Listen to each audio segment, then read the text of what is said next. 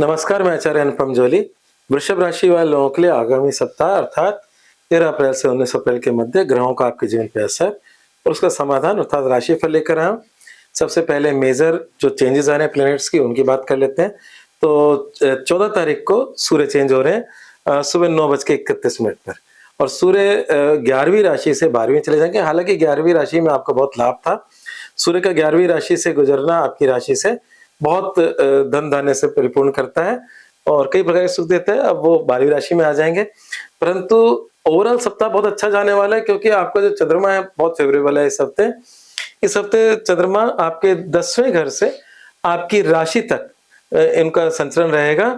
तो कहने का मतलब ये है कि 10वें घर का 11वें घर का बहुत अच्छा माना जाता है चंद्रमा।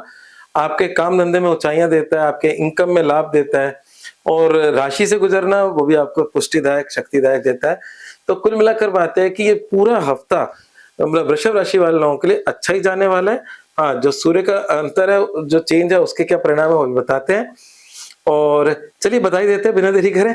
तो सूर्य और शुक्र आपकी राशि से 12वें होंगे। शुक्र आपकी राशि का स्वामी है और शुक्र का मतलब होता है लग्जरी और सूर्य का मतलब होता है आन बान शान, जो मैंने आपके मूल मंत्र में लिखा है। तो आपके खर्चे आपके आन बान शान, आपके मूछ के और आपके लग्जरी पे होंगे, ऐसा मुझे लगता है इस आगामी सप्ताह के अंदर। और चंद्रमा का आपकी मतलब कुंभ राशि और मीन राशि के अंदर बहुत ही फायदेमंद रहने वाला है। तो हम जान लेते हैं कि कब फायदेमंद नहीं रहेगा और कब ये खर्चे होंगे। तो कुल मिलाकर बात है कि 12वीं राशि से जैसे मैंने कहा कि शुक्र तो है ही, सूर्य भी आ जाएंगे और जब चंद्रमा आएंगे तब मुझे लगता है कि आपको अपना बजट, अपनी पॉकेट उस समय संभालनी होगी। तो और क्योंकि ये जो 12वां घर का चंद्रमा व्यर्थ की यात्राएं, व्यर्थ के खर्चे और इस तरह की बातें दे सकता है। वो समय है 17 अप्रैल दोपहर 12:02 से 19 अप्रैल 12:31 तक। चंद्रमा मेष राशि में रहेंगे जो आपकी राशि से 12वीं है। इसमें आपके खर्चों की बढ़ोतरी हो सकती है इस तरह। अब बात करते हैं हेल्थ को लेकर। तो हेल्थ को लेकर अगर हम बात करें तो क्योंकि शुक्र आपकी राशि से 12वें हैं, एक बात, और बाकी सब ग्रह ठीक ठाक है, कोई ऐसी कोई बात नहीं है। तो 11वें घर में जो 11वें घर से जब ग्रह गुजरते हैं तो पैसा देते हैं परंतु स्वास्थ्य नहीं देते। तो इसलिए मैं ये कहूंगा कि स्वास्थ्य संबंधी छोटी मोटी समस्या बनी रह सकती है। आपके चक्कर हॉस्पिटल में इसलिए लग सकते हैं कि आपकी राशि स्वामी 12वें में है, 12वां घर हॉस्पिटल का है और जब उसके सूर्य जो वहां उच्च के हो जाएंगे और वो उसके आगे शुक्र अपने आप को बेबस पाएंगे तो थोड़ा बहुत ऐसा मुझे लगता है कि आपके हॉस्पिटल के चक्कर लग सकते हैं या स्वास्थ्य पे थोड़ा बहुत खर्चा हो सकता है। तो खर्चा आन मन शान पे नहीं, स्वास्थ्य पे भी हो सकता है। चलिए आगे बढ़ते हैं। करियर, व्यवसाय और नौकरी। तो करियर, व्यवसाय, नौकरी के लिहाज से समय गोल्डन ही चल रहा है, अच्छा चल रहा है।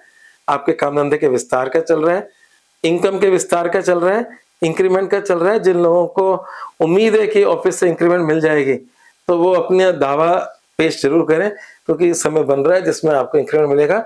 बुध इस समय आसमान में नीच के हैं और बुध नीच के हैं, परंतु क्योंकि 11वें घर के अंदर कोई भी ग्रह नुकसान नहीं देता, तो 11वें घर में बुध नीच के हैं तो वो भी धन दे जाएंगे चाहे किसी भी तरीके से दे, है ना। साम दाम दंड भेद से आजकल लोग कमाते हैं।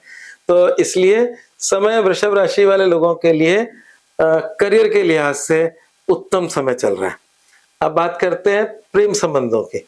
तो प्रेम संबंध और वैवाहिक जीवन, तो प्रेम संबंध और वैवाहिक जीवन दोनों के अंदर थोड़े से ट्विस्ट हैं। प्रेम संबंधों को स्वामी बुध नीच का है परंतु अपनी राशि को देख रहा है, अपनी उच्च राशि को देख रहा है, तो वो परेशानी भी दे रहा है और परंतु संबंध को बनाए भी हुए है। मतलब आपके प्रेम संबंध के अंदर कोई बड़ी परेशानी आ रही है पर इसका मतलब ये नहीं कि संबंध टूट रहा है। तो संबंध टूट नहीं रहा है, थोड़े समय के लिए कुछ डिस्टरबेंस आ रही है। अब बात करते हैं वैवाहिक जीवन की। तो वैवाहिक जीवन का स्वामी नीच के बुध और शनि के साथ है। सूर्य तो यहाँ से निकल जाएंगे, तो यहाँ पर मंगल शनि की युति और बुध के साथ इनकी युति ये भी ट्विस्टेड है। मतलब हम ये कह सकते हैं कि इस समय अगर आपके वैवाहिक जीवन में कुछ अड़चने आ रही हैं तो आपको बिल्कुल भी अपने जीवन साथी से नहीं बिगाड़नी, वैसे जीवन भर नहीं बिगाड़नी, मैं उसके पक्ष में ही नहीं है। हम लोग तो ये कहते हैं कि सुख शांति से रहें पति पत्नी, परंतु इस समय कभी-कभी ये ग्रह ऐसे आते हैं जो हमारे हाथ में अधिकार क्षेत्र में नहीं होता। चीज़ें कई बार डिस्टर्ब हो जाती हैं और डिस्टर्बेंस मानसिक लेवल पे होती है। कई बार हो सकता है कि प्रैक्टिकल प्रॉब्लम हो ही ना, फिर भी हम मानसिक लेवल पे एक-दूसरे से डिस्टर्ब होने लग जाते हैं। तो यहाँ पर मंगल-शनि की युति मानसिक लेवल पे छोटा-मोटा डिस्टर्बेंस दे रही है, परंतु चूँकि आपका प्रेम का स्वामी बुध, विवाह का स्वामी मंगल, भाग्य का स्वामी, कर्म का स्वामी शनि, ये सब संयुक्त होके आपके लाभ भाव में बैठे हैं। तो इसका जो दूसरा अर्थ ये है कि इस समय आपके जीवन साथी के सहयोग से भाग्य और लाभ में वृद्धि होगी।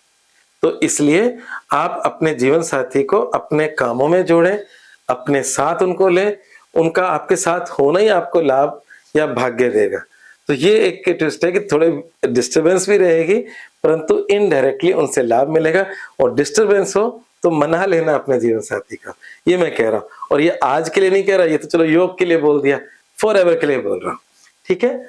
आगे बढ़ते हैं, निश्चित रूप से अब समाधान पर आ जाते हैं। समाधान में क्योंकि वृषभ राशि वाले लोगों के लिए बुध एक इंपॉर्टेंट प्लेनेट है। भले वो लाभ भाव में नीच का है, किसी और भाव में होता तो ज्यादा कष्ट होता। लाभ भाव में नीच का है तो वो लाभ दे रहा है, पर नीच का तो है, और नीच का है तो वो धन भाव का भी है, आपके शिक्षा का भी है, और इन सब चीजों को समेटे हुए है। तो बुध का उपाय करें। बुध का सबसे अच्छा उपाय है हरा चारा गाय को डालें। गाय में सभी देवी देवताओं का निवास है और गाय को जब हम सेवा करते हैं और जिस ग्रह के निमित्त करते हैं वो ग्रह आपका रिफाइन होने लग जाता है। तो हरा चारा गाय को डालें और गुरुवार को चने की दाल का दान करें। ये मैं क्यों बोलता हूँ, क्योंकि बृहस्पति अभी जून तक जो है वो इनकम का भी लॉर्ड है, धन भाव की चिंता दे रहा है, पर साथ में लॉसेस भी बढ़ा रहा है ना। तो यहाँ पर कई बार होता है कि खूब आमदनी भी है, साथ में दूसरे मदों में नुकसान भी हो रहा है। वो नुकसान ना हो उसको थोड़ा रोकने के लिए बहुत ज्यादा नहीं, बीच बीच में जैसे गुरुवार गुरुवार कभी कभी चने की दाल का दान करोगे तो उससे आपका कुछ हद तक होते नुकसान में बचाव हो जाएगा। तो ये आपका राशिफल था। मूल मंत्र मैं आपको शुरू में बता चुका हूँ, रिपीट कर देता हूँ। निवेश सोच समझ कर करें, आन बान शान के लिए, खर्चों के लिए प्रेरित होंगे, फिर आपको क्या करना है वो आप पे छोड़ा। धन्यवाद। मेरा चैनल सब्सक्राइब करना ना भूलें।